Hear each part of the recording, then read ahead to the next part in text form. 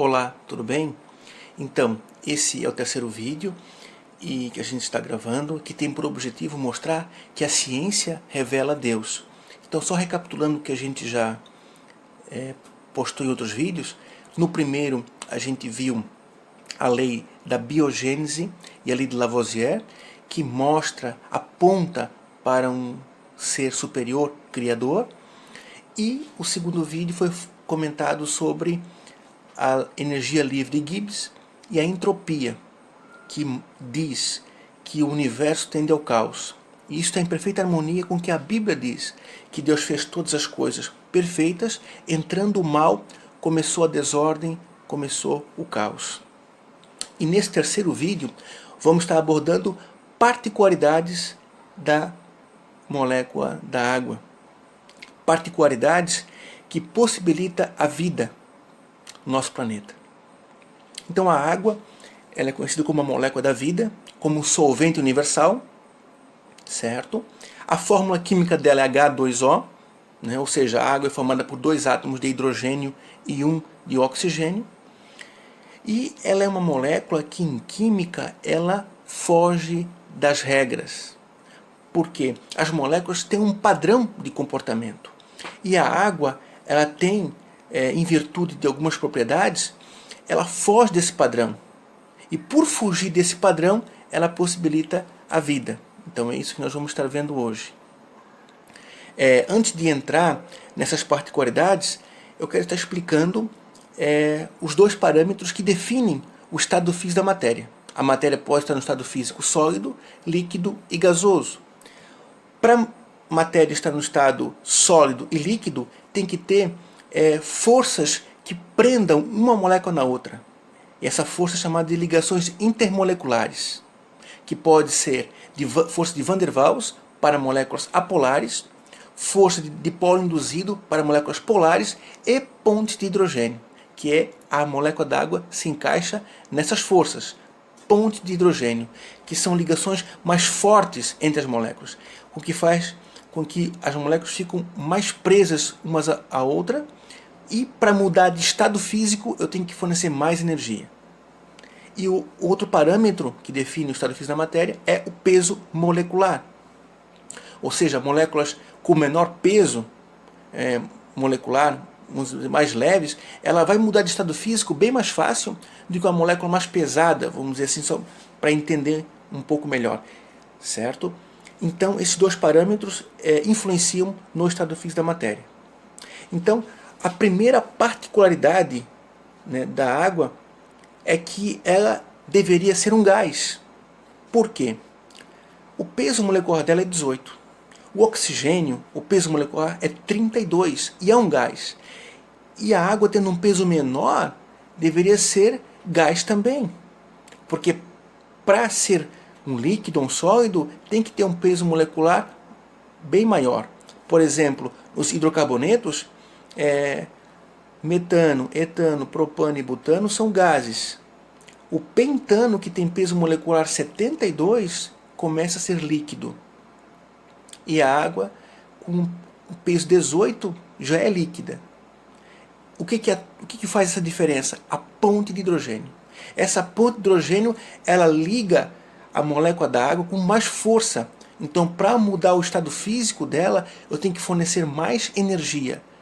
Por isso que a água ela é líquida, mesmo tendo um peso molecular baixo. Mas qual é o objetivo Qual é o objetivo, né, dela ser líquida com peso molecular baixo? É proporcionar a vida. Por quê?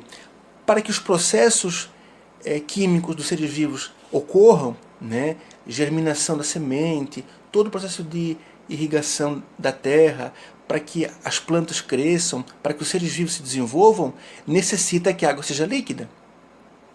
Mas, ao mesmo tempo, ela tem que ter um peso molecular baixo para poder evaporar e para sofrer um processo de limpeza.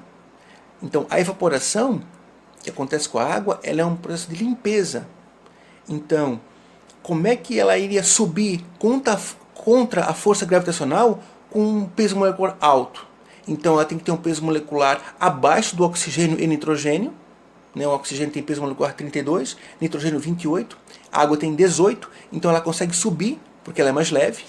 E quando ela condensa e forma as nuvens, ela volta para a Terra na forma líquida, porque as forças entre as moléculas, que é de ponto de hidrogênio, prendem ela com mais força. Então, é algo muito interessante, essa questão da água ser líquida, tendo um peso molecular baixo. Segunda particularidade, alto calor específico. O que isso significa? Que a água ela demora mais para aquecer e demora mais para esfriar. E isso é de extrema importância porque ela regula a temperatura do planeta. A vida ela é muito sensível a mudanças bruscas de temperatura. Por exemplo, desde que se iniciou o processo de industrialização no planeta, em torno de 1,5 graus Celsius aumentou a temperatura média do planeta. E isso já trouxe consequências desastrosas. Por exemplo, acentuou secas, inundações, furacões, desertificação. Ou seja, 1,5 graus Celsius já promoveu, né, todas essas coisas ruins. E isso mostra que a natureza ela é sensível à mudança de temperatura. Por isso que 75% da Terra, da crosta terrestre, é coberta por águas, pelos oceanos, o que tem o objetivo de regular a temperatura da Terra. Um exemplo para isso é a amplitude térmica no litoral, né, ou no interior. Por exemplo, aqui em Santa Catarina, no litoral, a variação de temperatura ela é bem menor do que em Chapecó, naquela região do oeste catarinense. Por quê? Lá em Chapecó, o inverno é mais frio e o verão é mais quente, porque fica longe da água, que a água ela confere essa estabilidade na temperatura. A gente pode ver na própria praia, né? A areia ela aquece bem rápido e a água demora a aquecer. E à noite a areia já está fria e a água ela tem ainda um pouco daquele calor, certo? E o fato da Terra ser redonda é muito interessante, né? Claro, ela foi formada assim, mas isso confere para a natureza uma propriedade muito importante. Quando o raio solar incide no nascer do Sol, ele incide rasante, ou seja, a natureza começa a receber pouco calor, e conforme a Terra vai girando, vai aumentando o ângulo do raio de incidência, e aí mais energia vai sendo desprendida, até no meio-dia. No meio-dia o ângulo de incidência é 90 graus, aí toda a energia do raio é desprendida. Ou seja, ao nascer do Sol é 0 grau rasante, meio-dia é 90 graus, e aí conforme vai entardecendo, vai novamente diminuindo gradativamente, para que a natureza não sofra mudanças bruscas de temperatura. Tudo a gente vê que foi feito com o propósito de promover a vida. Terceira particularidade, a densidade no ponto de fusão. O que isso significa? Todas as substâncias, né, no estado líquido, ela começa, conforme tu vai resfriando ela, vai aumentando a densidade. Isso acontece com a água também. Por exemplo, a água a 100 graus, ela é o ponto de ebulição, 100 graus. Abaixo de 100 graus ela é líquida, e conforme ela vai resfriando, as moléculas vão ficando com menos energia, elas ocupam um menor espaço. Então, se a massa, né, é a mesma e diminui o volume, que a molécula vai ocupando menos espaço, porque a temperatura é grau de agitação das moléculas, então ela vai se acomodando no espaço menor, isso aumenta a densidade. Isso acontece com a água e com todas as substâncias no estado líquido. Mas o que chama a atenção é que a 4 graus Celsius, ela chegou a 4 graus, e aí com 3 graus ela deveria continuar a aumentar a densidade, a diminuir de volume, e não. A partir de 4 graus ela começa a expandir. Aí então, isso vai até 0 graus. A 0 graus, daí ela passa para a forma sólida, para o gelo. Mas essa particularidade dela acontece por causa da ponte de hidrogênio, mas tem um propósito para a vida. Por quê? A 4 graus, a água é mais densa. Ela vai para o fundo, por exemplo, de lagos, rios e mares. E a água a 3, a 2 e a 1, a 0, ela é mais leve, menos densa, vai subir.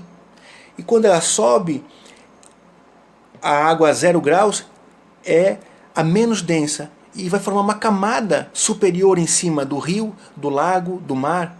E o gelo é um isolante. O gelo ele faz com que o rio, o lago, perca menos calor. E a água líquida a 4 graus no fundo, ela permite que os seres vivos continuem com vida. Porque ia morrer os peixes, ia morrer os animais, se o lago congelasse de baixo para cima. Olha que interessante.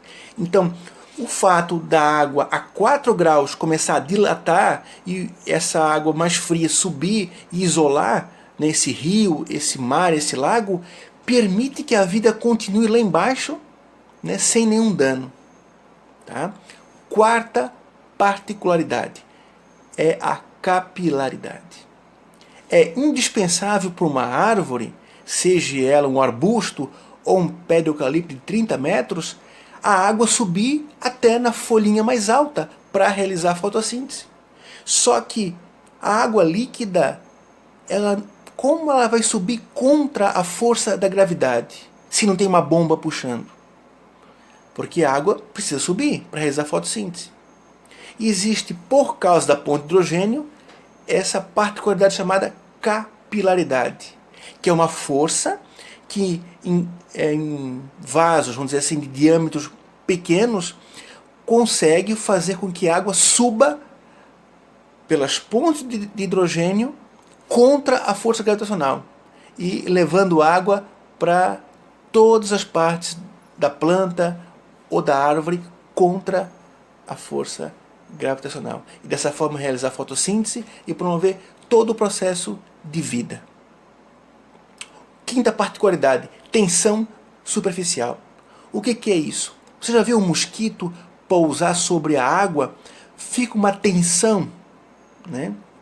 Isso é até interessante observar, mas é de extrema importância para a vida. Para que bactérias, fungos, algas, larvas, crustáceos possam sobreviver, é indispensável essa tensão superficial da água. E esses animais vão dar todo o equilíbrio para a cadeia alimentar e para a vida no nosso planeta. Sexta particularidade, ionização de ácidos e de bases. Essa ionização dá o equilíbrio químico, por exemplo, no sangue e nas células. Esse é o processo de ionização. A água ela consegue ionizar ácidos e bases porque ela é altamente polar. O lado dos hidrogênios é positivo e o lado do oxigênio é negativo. Então, essa molécula da água, como ela é altamente polar, ela puxa de forma eficaz o lado positivo do ácido para um lado e o lado negativo para o outro, separando dessa forma, né, as moléculas do ácido. Tá? Sétima particularidade, estabilização. A água ela consegue estabilizar e determinar formatos do RNA e do DNA e das proteínas. Novamente, por causa das pontes de hidrogênio, por essa força, né, que ela tem do lado positivo com os hidrogênios e do lado negativo com o oxigênio. Oitava particularidade, solvente universal. Ou seja, ela dissolve praticamente todos os solutos. Isso é importante para as reações químicas, né, de todos os seres vivos. E, novamente, ela consegue isso porque é uma molécula altamente polar, como já foi explicado. Ela consegue separar os lados positivos dos negativos. Décima particularidade, osmose. A osmose é a passagem do solvente do meio menos concentrado para o meio mais concentrado. E isso é de extrema importância para o equilíbrio químico dentro das células. Então, a água ela promove esse equilíbrio. 11ª particularidade, limpeza. A água ela limpa tanto os organismos vivos como o planeta Terra. Ela tem a função de limpeza, né? Por exemplo, na célula, as impurezas da célula é levado pelo sangue, que é composto por água, e aí então esse sangue vai até o rim faz o processo de filtração, removendo as impurezas, formando a urina, e o sangue volta purificado para o sistema circulatório para poder continuar todo o processo, né, de levar nutrientes, levar oxigênio, levar tudo aquilo que as células precisam, o sangue leva, mas ele tem que estar purificado, ele não pode estar com impurezas. Então a água, ela é o veículo que leva essas impurezas para o rim, e depois de purificada, a água leva os nutrientes para cada célula. E também, né, no reino vegetal, a seiva bruta e a seiva elaborada é transportada, né, dentro do ser vivo também pela água. Então eu enumerei aqui 12 particularidades, né? A 11ª foi a questão da limpeza, e a 12ª a água como um veículo que transporta. E com certeza, né, existe mais, né? Alguns a gente conhece, né, mas eu acho que para hoje esses 12 são importantes, e eu acredito que tem particularidades que a gente também nem conheça, certo? Mas com isso tudo eu posso concluir que tem sim um ser superior guiando tudo isso, porque a água, ela é tão indispensável para a vida, e todas essas particularidades são de extrema importância, senão a vida não seria possível no nosso planeta. E algo que me chama a atenção, por exemplo, a teoria do Big Bang, ela diz que toda a matéria do universo estava concentrada num ponto, aí houve a explosão, que é o Big Bang, uma grande explosão, e aí então formou-se os planetas, os sistemas solares, e todo o universo conhecido. Então isso que postula a teoria do Big Bang. E o que me chama a atenção é o seguinte: nessa explosão, o planeta Terra, ele ficou numa posição ideal para a vida. Por quê? Supondo que a Terra tivesse, após a explosão, ela tivesse parado onde é Vênus hoje, por exemplo. Lá a temperatura é 456 graus. A vida seria impossível. Mesmo a água tendo todas essas particularidades, não ia adiantar de nada, porque a água seria um gás.